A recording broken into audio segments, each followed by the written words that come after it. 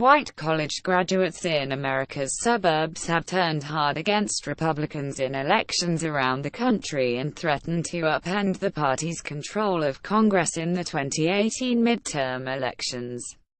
Put off by Donald Trump's presidency, they have been shunning Republicans in congressional and state legislative contests. Their support was crucial in electing Democrats as governor in Virginia and U.S. Senator in conservative Alabama. Republican hopes for keeping control of the U.S. Senate next year will hinge on affluent, mainly white suburbs like Summerlin, Nev, where Trump's unpopularity is weighing on Sen. Dean Heller in his run for re-election. It's an open question whether the Republican Party, encumbered by Trump's often racially charged cultural appeals to blue-collar voters, has repelled well-educated whites for the long term. This is a big group of people, and they're growing, and if they turn into a base group for the Democratic Party, that really changes things a lot, said Ritik Sherar, a demographics expert at the left-leaning Center for American Progress. If there's anyone who can do that, it's Donald Trump. For now, the Trump backlash is endangering House Republican incumbents in well-off suburban districts nationwide, including more than a half-dozen in Southern California. Republican Reps. Dana Rohrabacher of Costa Mesa and Daralisa of Vista are two of the Democrats' top targets for 2018. It also puts at risk the Republicans on a vote majority in the Senate. Heller is widely seen as the party's most vulnerable senator, and his re-election in this closely divided state depends on convincing white voters in upscale swing suburbs like Summerlin that Trump's shortcomings should not be held against the senator. It won't be easy when Republicans like Judy Lehman, 77, regret voting for Trump. At the time I thought it was a very good thing, now I'm not so sure, Lehman, a retired corporate concierge, said as she walked her Shih Tzu Bichon puppy outside an Apple store in Summerlin one recent afternoon.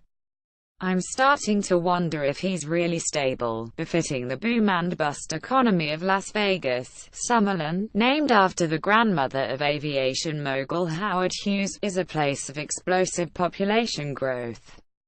Just 30 years ago, it was an open slope of desert, bought by Hughes in the 1950s, on the western rim of Las Vegas Valley near Red Rock Canyon. Now, more than 100,000 people live in its strictly planned neighborhoods of homes in shades of peach, tan and beige, many of them in gated communities with golf courses. Part of what's pushing white-collar suburban voters away from the GOP is Trump's alliance with his party's right wing on abortion, immigration and climate change, said Mark Mellman, a Democratic pollster who worked for former Senate Democratic leader Harry Reid of Nevada. The Republicans have become an anti-science, anti-fact, anti-immigrant, anti-cosmopolitan party, and that is just very unappealing to college-educated voters, Mellman said.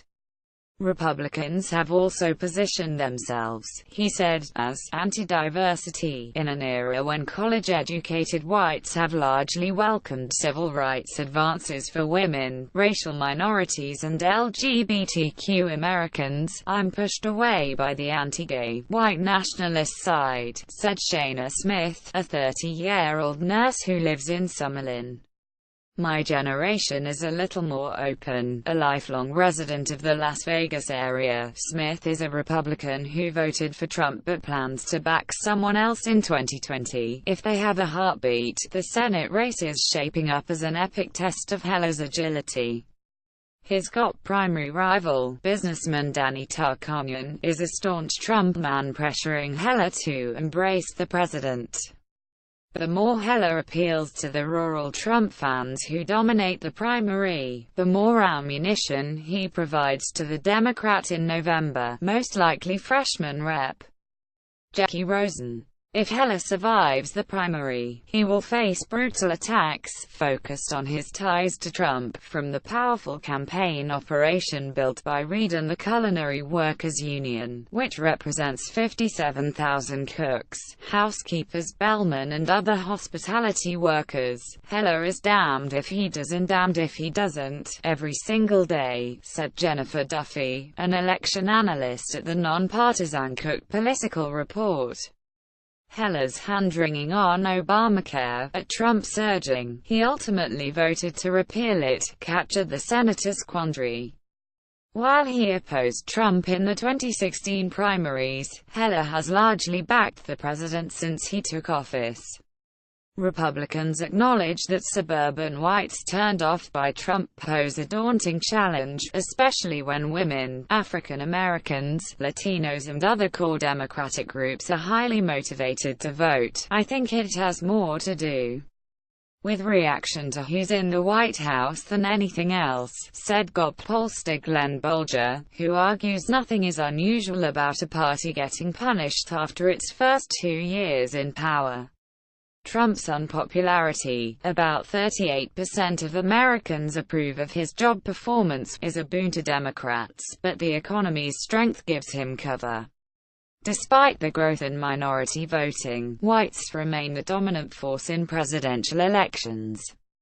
In 2016, 71% of the voters were white, 12% black, 11% Latino, 4% Asian, and 3% another race, according to exit polls. In the decades after World War II, white voters with and without college degrees voted roughly the same way in White House contests. Since Barack Obama's election as president in 2008, however, whites have split. Those with college degrees have tilted toward Democrats, and those without have leaned Republican. Trump's Electoral College victory was driven by a surge of support from whites with no college degree in Michigan, Wisconsin and Pennsylvania. The same dynamic played out in Nevada, where whites with no college degree were more supportive of Trump than those with a degree. Trump has maintained support from at least some white college graduates in the suburbs. Build that wall, more money to the Border Patrol, said Democrat Frank Bianca, 67, a retired airline pilot who lives in Henderson, another high-end suburb of Las Vegas. Bianca wants all immigrants who entered the U.S. illegally to be deported, fears the Black Lives Matter movement will ruin the country, and does not welcome the country's growing diversity. Still, it's Republicans like Gayle and Brenda Fraser, or recently retired Summerlin couple, that Heller and others in the party need to fear. The Frasers, both 63, wince at the derogatory things Trump says about Muslims. They don't appreciate his call for firing football players who take a knee during the national anthem, and they were turned off by his support for Roy Moore after the Alabama Senate hopeful was accused of sexual assault. As for the immigrants that some want expelled from the U.S., Brenda Fraser said, I think they have just as much a right to be here as anybody. Caption Michael.Finnegan at LaTimes.com Twitter at Finnegan Latel San Francisco's next mayor will be a political star in California. Who will it be? A year of chaos, division and disruption in national politics. Roy Moore still won't concede the Alabama Senate race. And those write-in votes. Mickey Mouse got a few.